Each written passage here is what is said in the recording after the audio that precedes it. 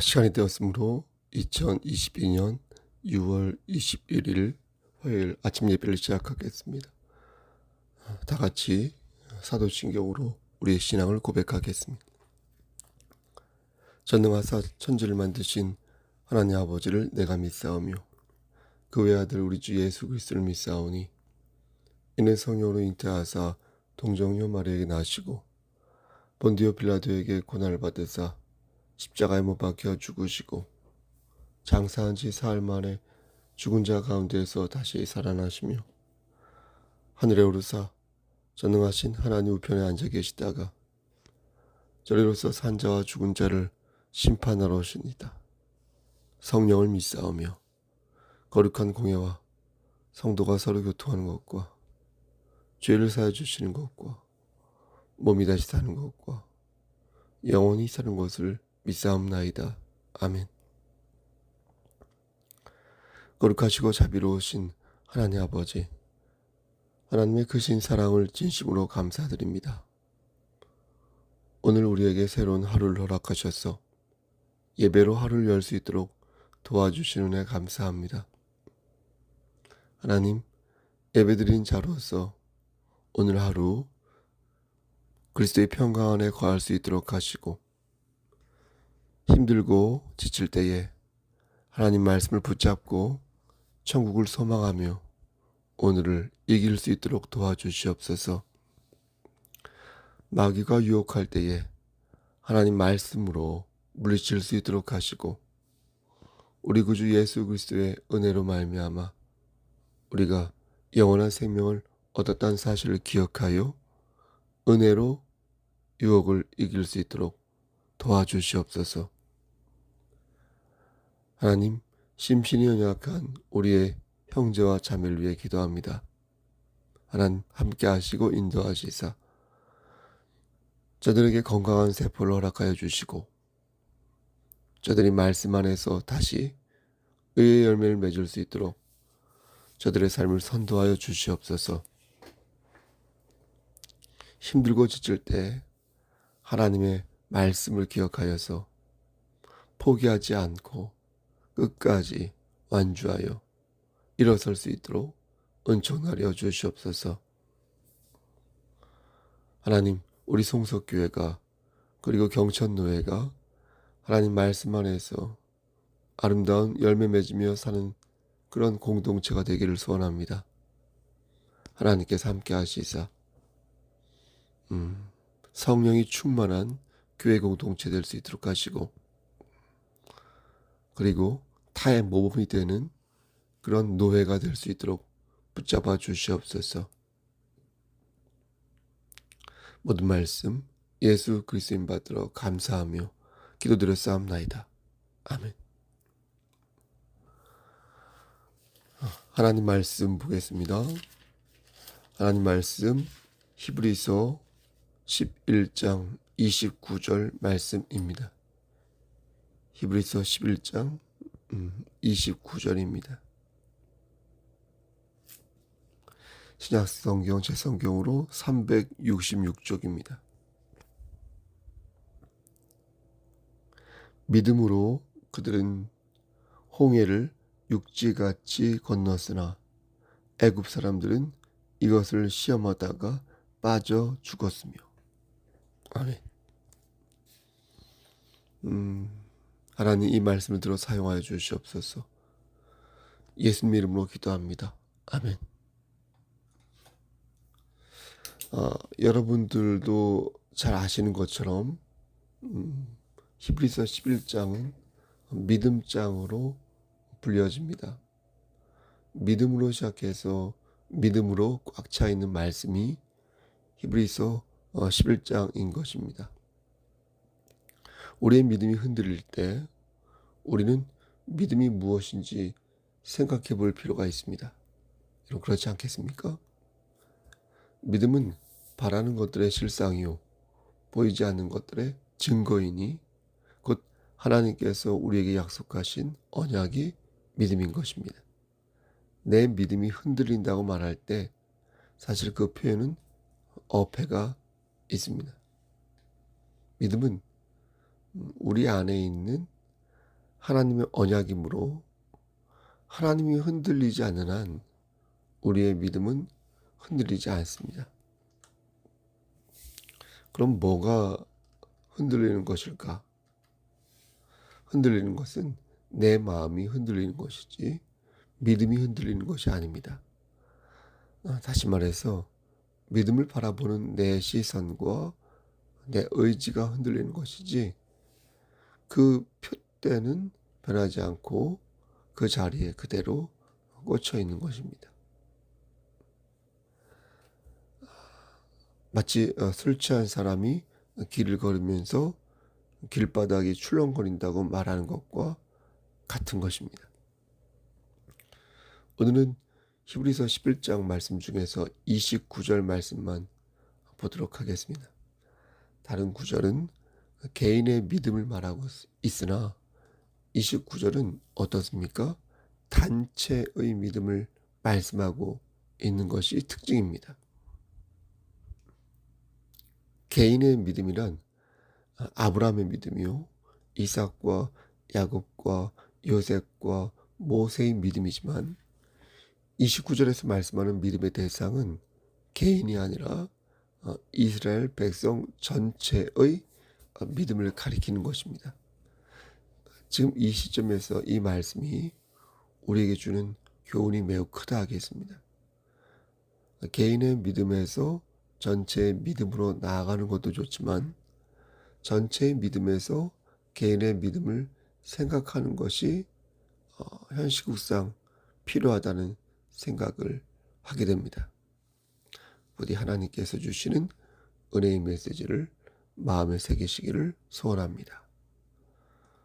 오늘 본문에서는 출애굽의 상황을 아주 간략하게 설명하고 있지만 출애굽기 14장 말씀을 보면 당시 상황이 얼마나 급박했는지, 얼마나 긴박했는지 자세히 알 수 있습니다. 모세가 이스라엘 백성들을 데리고 홍해를 건너려 하는데 바로와 그의 병거들이 뒤에서 쫓아오고 있었습니다. 모세가 바다 위로 이렇게 손을 내밀자 하나님께서는 큰 동풍을 일으키시어 물이 갈라지게 하셨고 맨 땅을 마른 땅이 되게 하셨습니다. 출애굽기 14장 8절 말씀을 보면 갈라진 물이 좌우에 벽이 되었다 이렇게 말씀합니다. 이는 파도가 언덕같이 일어나서 좌우로 하나의 이렇게 벽이 되어서 올라섰다는 것입니다. 일종의 원심력이 되겠죠. 큰 힘이 가운데서 양쪽 바깥으로 돌면서 물을 밖으로 내밀었다는 것입니다. 이것은 상식적으로는 도저히 이해가 안 되는 창조주 하나님만이 하실 수 있는 권능인 것입니다. 그런데 여기서 재미있는 것은 맨 바닥입니다. 물이 빠진 갯벌에서 걷는 것은 여러분 경험해 보셨을 겁니다. 참으로 힘든 일 아닙니까? 왜냐하면 하루 동안 바닷물 속에 있었기 때문에 그 땅이 매우 질퍽할 것이기 때문입니다. 아무리 건장한 청년이라 해도 장시간 갯벌 위를 걷는 것은 매우 힘든 일입니다. 그런데 바다가 마른 땅이 되었다고 하니까 이것은 정말로 놀랍고 대단한 일인 것입니다. 그렇죠? 오랫동안 물속에 있었던 땅이 마른 땅으로 바뀌었다는 것은 보통의 에너지 가지고는 실현 불가능한 일인 것입니다. 그런데 창조주 하나님께서 그렇게 하셨다는 것입니다. 더 놀라운 것은 이스라엘 백성들이 한 번에 그 바닷길을 걸었다는 것입니다. 물론 그들이 느긋하게 바다 구경을 하면서 걸은 것이 아니라 속보로 빠른 걸음으로 걸었겠죠. 하지만 그렇다고 해서 막 정신없이 막 뛰어간 것은 아니었습니다. 만약 그랬다면 그 과정에서 많은 사고가 일어났을 것이고 자신들이 가지고 온 짐들을 제대로 갖고 나오지 못했을 것입니다. 자료를 찾아보니까 이들이 홍해를 건너려면 최소 5km 정도의 폭이 확보돼야 한다고 이렇게 합니다. 5kg예요. 당시 이스라엘 백성들의 숫자가 장정만 60만 명이었거든요. 그러니까 여자와 아이들이 합하면 어림잡아 200만 명쯤 될 것입니다. 이 정도의 숫자가 홍해를 건너려면 5천 명이 일렬 횡대로 함께 걸어야 하는데 그러려면 최소한 5km 정도의 광폭이 보장되어야 한다는 것입니다.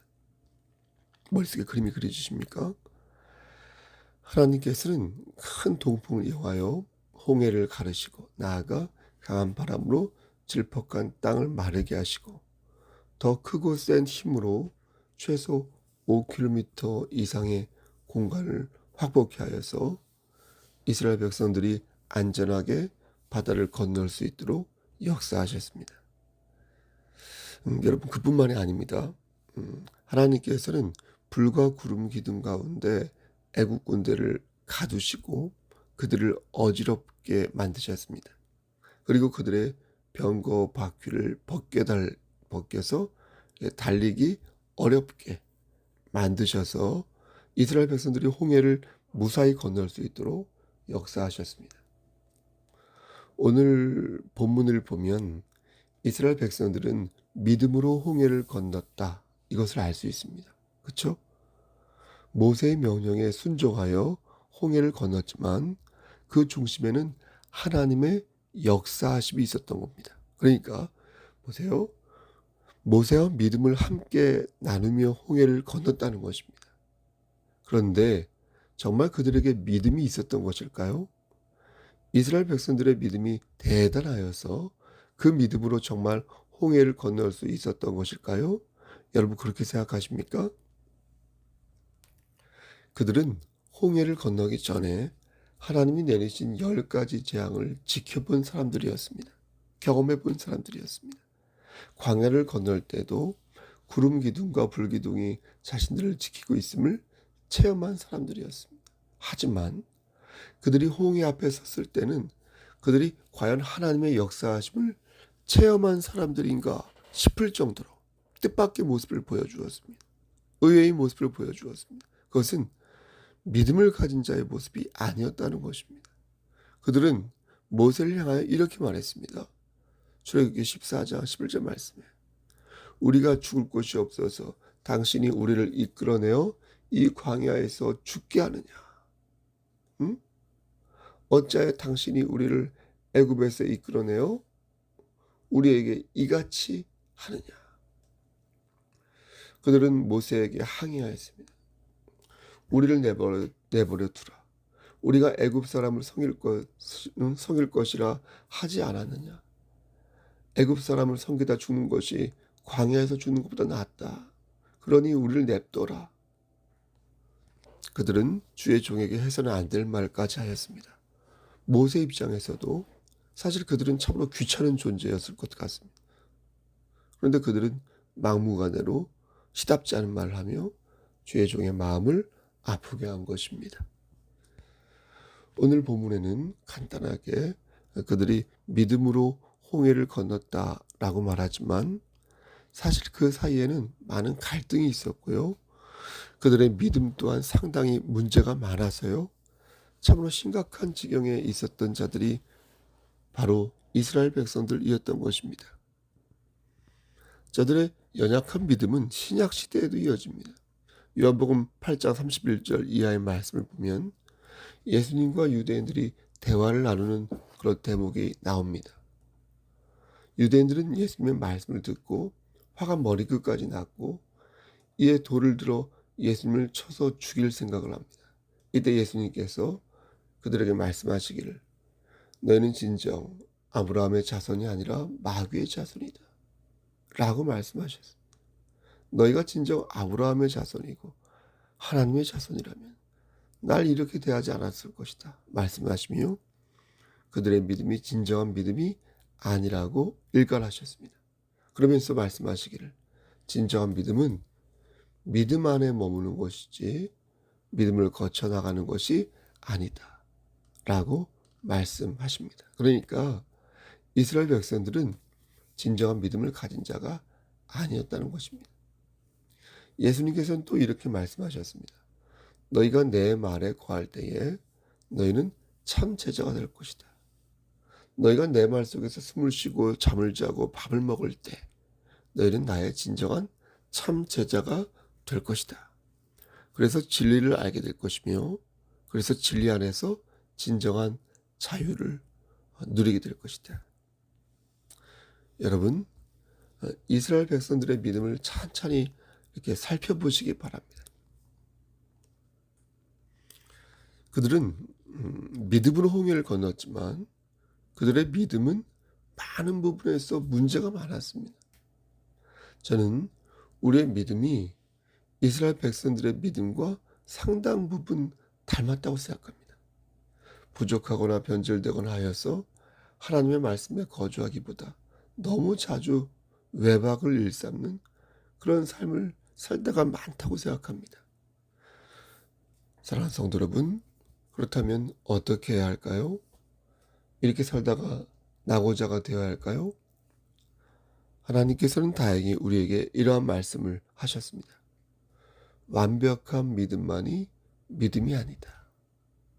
겨자씨처럼 작고 구멍난 한지처럼 연약하여서 흔들리고 찢겨져도 하나님의 말씀을 부여잡고 몸부림을 치는 자는 하나님께서 인정해 주신다.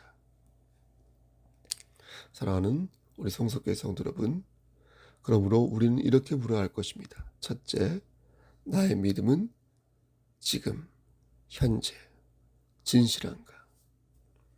나의 믿음은 지금 정직한가? 여러분, 부족해도 괜찮습니다. 작아도 괜찮습니다. 하지만 반드시 진실해야 합니다. 작아도 괜찮으니 반드시 정직해야 합니다. 그리고 둘째, 나는 지금 하나님의 영광을 위해 몸부림을 치고 있는가? 혹시 기름을 준비하지 않은 다섯 처녀처럼 세상을 의지한 채 졸고 앉아있지는 아니한가? 만약 우리의 믿음이 부족하여 하나님의 언약을 강하게 잡지 못한 것이라면 정신 차리고 다시 붙잡으면 됩니다. 하지만 진실하지 않으면 잡아도 소용이 없는 것입니다. 그리스도가 그리스도인 줄 알면서 그리스도를 바르게 섬기지 않는 그 모습에 우리는 침통한 삶을 살 수밖에 없는 것입니다. 피곤해 지쳐서 잠이 들 수 있습니다. 제 전공이지요. 육신이 약하여서 실천하지 못할 수도 있습니다. 때로는 안일하게 살 수도 있고 때로는 죄를 지을 수도 있습니다. 하지만 우리는 우리 중심에 마귀가 아닌 하나님을 모셔야 할 것입니다. 마귀를 의지하는 것이 아니라 하나님을 의지할 때 우리는 주님의 보혈로 죄 사함을 받고 영원한 천국 백성으로 살아남게 되는 것입니다. 그러므로 믿음이란 하나님 말씀에 의지하여 이 세상을 건너는 것이라 하겠습니다. 나의 지혜와 판단에 따라 이 세상을 건너는 것이 아니라 하나님의 말씀에 따라 이 세상을 건너는 것이 바로 믿음의 삶인 것입니다.